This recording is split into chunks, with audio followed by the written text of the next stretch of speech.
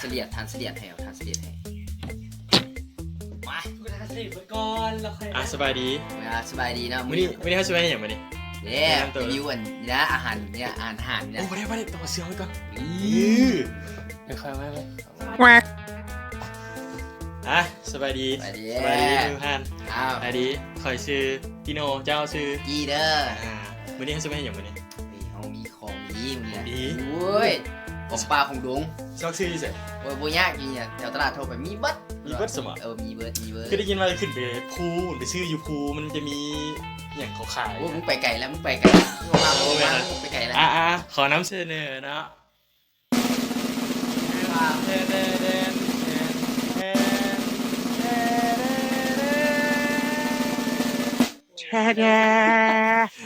นี่อย่างไงเนาะให้ทุกท่านเบิ่งให้เดา เป็นภาษารัสเซีย ให้เดาเนาะเป็นอย่างน้อยดีเนาะ เบียร์ไฮนิเกนบอก มันคือ เบียร์ไฮนิเกนเอากาดาวกันเนาะเสียงอีก มันคือบ ายไฮนิเกน เอาว่าเป็นซาเลเซียกันมันคืออินดิวิดวานีราซิโอนปิตาเนียหรืออาหารสำเร็จรูปพร้อมกิน ต้องกิน อาร์เมียรัสเซียกองทัพรัสเซีย กองทัพ อาหารของทหารรัสเซียวันนี้เขาฉีมารีวิวเบิ่งว่ามันมีอย่างไรนี่ ซึ่งตอนนี้เราซื้อมาลดราคาเนาะเขามาซื้ออายุเลย เขาบอกว่านีปราดาชีเขาบอกว่าห้ามขายแต่เขาก็ซื้อมาในราคา210ลูก ผมจะซื้ออายุแล้ว210ได้10%เดี๋ยวตัดไปเดือนนึงใกล้ เดือนนึงใกล้ ไทยแล้วแม่ไทยมึงดู เอาเนาะสิมาลองเอาจะเข้ามากล้องแม่สิเว้านอกกล้องนี่หยังไปสิฮู้นำเอามาแกะไว้อยู่นี่ แกได้ไหนสิ เดี๋ยวเป็นเลย แกได้ไหนสิ มีปะเจาะจีแม่แล้วนะเนี่ยจีเลยงัดดูนะงัดกิน โอ้ยนอนรอดมาวันนี้โอ้ยสิแกเนี่ยวันนี้ตายก่อนที่บ่ทหารนี่ก็ อย่าลืมทับไข่สองน้องรับสาย คนละซอง เอาส่วนนี้จุดตับไปก่อนบ่นี่จุดตับบ่ เดี๋ยว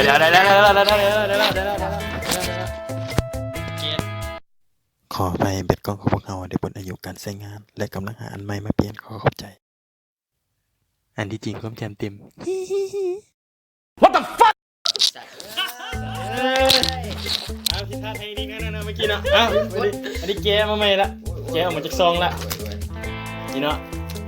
ก็มีประมาณนี้ของกินอันนี้น้ำวิตามินกล่องมันจะเรียบร้อยแล้วเนาะบ่มีอย่างละในนี้เสร็จละ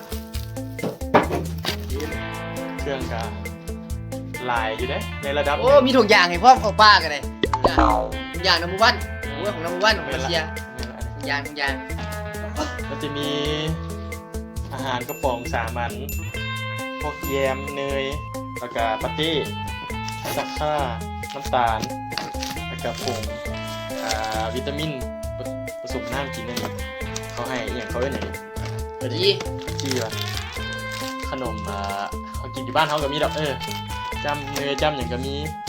ซาเฟียก้าให้มา3 อันตรงเช็ดมือซาไม่มีอ่ะ ชาเขียว นี่ขนมกินเล่นเนี่ยขนมกินเล่นเนี่ยช็อกโกแลตนี่อะไรมันละอ๋อเมนทอสขนมโอม ยาหมิ่นปาก โอ้อยู่ป่าอยู่ดงกับย่ามินเนาะกาแฟแน่นอน ไปข่าวมียางมาใส่ ทิชชู่ให้มีบวงมาให้3 ก้านกับมีดอันนึงเบิร์ดคันนี้เนาะอารามิสกี้ช็อกโกแลตอันนี้ช็อกโกแลตก้อนเนาะสิเลยแล้วก้อนเสื้อไฟเอาไว้จุดไฟเวลาอุ่นอาหารพวกนี้เวลาอยู่อากาศหนาวจุดจากไหนเนาะนี่เขาจะไม่ขีดมาให้ขีดไฟนี่มาทั้งหมด6 ก้านใช่6 ก้านเนาะหลังจากรีวิวเบิ่งกันคร่าวๆพรีวิวบางรายในกล่องมันมีอย่างนี้ก็สิประมาณนั่นแหละตามที่เฮาเบิ่งเฮาสิเริ่มหนึ่งก่อนจอนนี่เข้ามากล้องไหมเขาบ่เห็นหน้าเข้ามาเข้ามาเขาสิล้มน่ะเขาสิเริ่มอย่างก่อนนี่ เลือกให้เลือก เราจะเริ่มจากของข้าวมาเนาะ เดี๋ยวปรับกล้องลงนิดนึงก่อนอันนี้ ข้าวกับไก่เนาะข้าวไก่แล้วต้องที่อุ่นกัน อันนี้อย่างข้าวกับไก่เนาะข้าวกับไก่อันนี้แต่มันต้องได้อุ่นมันเย็นเติมเนี่ยแต่มันมีอันนี้กาแฟมาให้จุดอยู่นี่วะ ข้าวข้าว ว่าคักดีจุดอยู่ดิ เอาเขาสิเฮ็ดในเขาสิเฮ็ดเท่าที่เขาเฮ็ดได้ซะ จัดไป เอาอันนี้ก็เนาะยามันบุกเป้าอุ่นก็ได้เขามีไมโครเวฟเงินครัวอยู่ เราจะเปิดให้ดู โอ้ยันฟงมาดิ ว้าวนี่สิครับโอ้ ปลาเบิ่งเด้ไก่ ข้าวกับไก่โอ้เป็นก้อนเลยสิ ดม มันเย็นเขาต้องอุ่นก่อน ดมก่อน นี่แหละ หอมอยู่นี่ก็คือข้าวกับไก่อะไร แต่ข้าวกับไก่แหละตรงแซ่บอยู่ แต่มันเป็นอย่างไปซื้อ สดชื่อ เราเป็นไม่เนี่ยมันยัง โอ้ ไม่เห็น สดชื่อสองเขา โอ้แขนเราสวยเอากับบรรยากาศในห้องเป็นสิประมาณนะคนหลายจะแขนเรานี่แหละอบอุ่นนี่แหละเบิ่งซิวิธีชีวิตหอเอา นี่ขนม ข้าวกับไก่เกี๊ยช็อกโกแลต ชิมช็อกโกแลตกัน ช็อกโกแลตเบิ่งช็อกโกแลต คือเป็น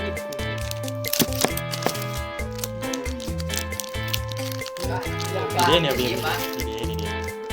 นี่แนวอุ่นนี่แหละแต่เขาจูดบ่ได้อยู่ในห้อง เดี๋ยวที่3 บาทครบกับ3ถ้วยอันนี้เป็นพวกอะไรพวกเย่ ช็อกโกแลตกับสิเป็นประมาณนี้เป็นก้อนเลยกล้องโฟกัสป่ะก้อนนั้นกินเบิ่ง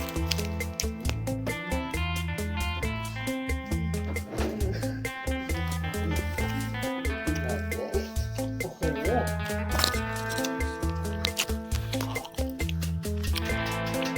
อย่างเขาเล่นกินเลยเฮซมา กับเจี๊ยบก็ ขมผมเลยกล้องขึ้นนิดนึงก็ฟักแป้งหรอ ซ่อมอันนี้ซ่อม ผมเอาช็อกโกแลต ฟักกินโนดี เอาใหญ่กันผม กำลังจะแช โอ้ ร์ ยเอา ติดตามช่องข้าพเจ้าได้น้องรับชา เห็นมีสาระจังหน่อยเดี๋ยวจะไปอย่างแล้วเอาไม่ให้รีวิวไม่กลัว ชิมด้วย พอดี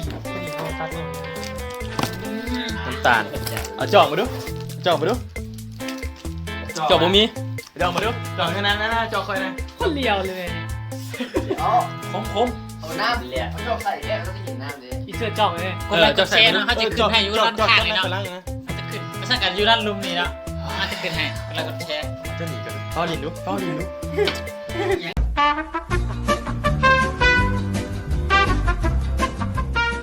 เห็นของคุยของนี้ โทษเอาไปเรียกไปไหนเด้อเอาเริ่มก่อนน้ำแอปเปิ้ลนี่ใช่แล้วนี่ซุปโค้ยฟุกตายับน้ำแอปเปิ้ลน้ำหมกไม้แอปเปิ้ลเย่ลองมือในสมัยไทยไปโอ้เป็นไงโอ้บุมอ๋อแอปเปิ้ลแห้งบุมเป็นน้ำแอปเปิ้ลฮาม เดี๋ยวมุมดีที่มันวิตามิน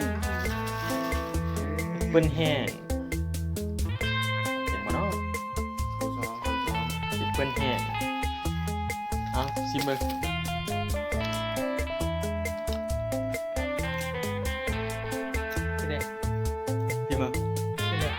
ยิ้มเบิ้งไงมั้ง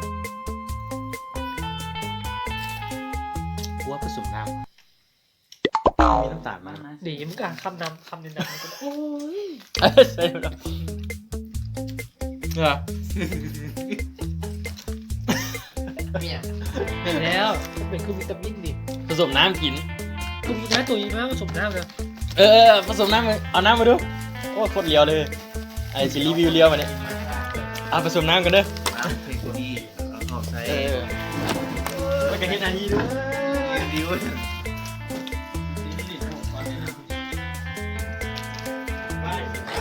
เอาไปส่งน้ำเนี่ย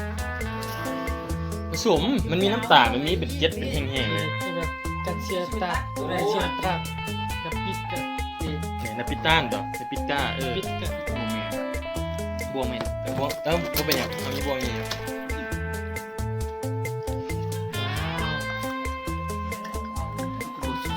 พวกมันจะกินได้ไรวันนี้ อาหารอยู่ป่าอยู่ดงเนาะเชียวอย่างไรคล้ายขึ้นคือซกอันน่ะเขากินเยอะอยู่มาร์เก็ต เคซิมเบิ้งเคขึ้นเกิดกับน้ำซุปน้ำแบบไม่ทั่วไป ไอ้ก็ไม่ดีป่ะ เอาละผ่านไปเอาไม่นี่ไปนี่อาหารเอามา เดี๋ยวจะไหนมาเอามานี่อันนี้ก็มาเปิ้ลนี่เนาะน่าจะเป็นแยมกินกับขนมเอิ้นเนี่ยฟัง บอเขาเอิ้นบอเขามีซื้อ บิสกิต บิสกิตบอบิสกิต ตัวนี้ เขาให้มาทั้งหมด4 ซองกินอย่างไรดีเนาะ4 ห่อ20 เอฟ อาหารขยนเนาะ มาแล้วเวฟมาฮอน มันมา พวกกินคือลาซานญ่า ๆประมาณนี้ เค็ม เลย มันต้องเค็ม จาน โอเค ไม่ได้ซื้อนี่มากินสาม มันก็เป็นมีข้าวเป็นเม็ด เข้าตัว ข้าวกาซ่านะข้าวเป็นเม็ดนะแข็งนิดนึงแต่มันอ่อนอยู่ผสมกับไก่ไก่หัวไก่ไก่โอเคอยู่นี่จะซิมาเบิ้งเข้าไปแยมแต่โอเคแยม ชิมเป็นชิมกัน แยมแยมเปิ้ลกินกันมาดิได้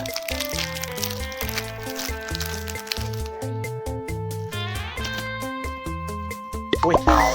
แต่ดูพอเลย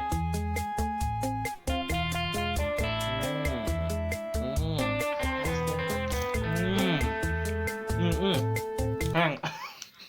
แพ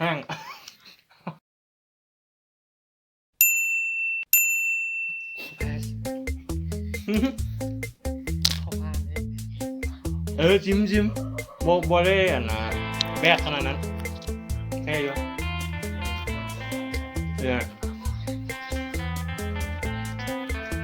ผ่าน มันก็คืออีกแบบ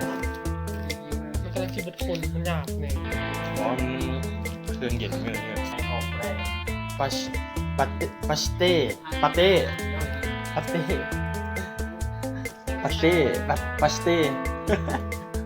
เดี๋ยวมันปาเต้แท้ป่ะว้าเข็งเอาวะปาเต้อีหลีปาเต้ดมเลยปาเต้มันคือปาเต้ปาเต้งานเลยปาเต้กินก็มันขนมปัง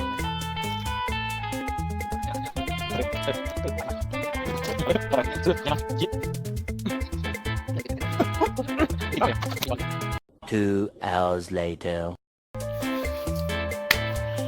เนาะกับเบิร์ดคราวนี้รีวิวของกินนะฮะรัสเซีย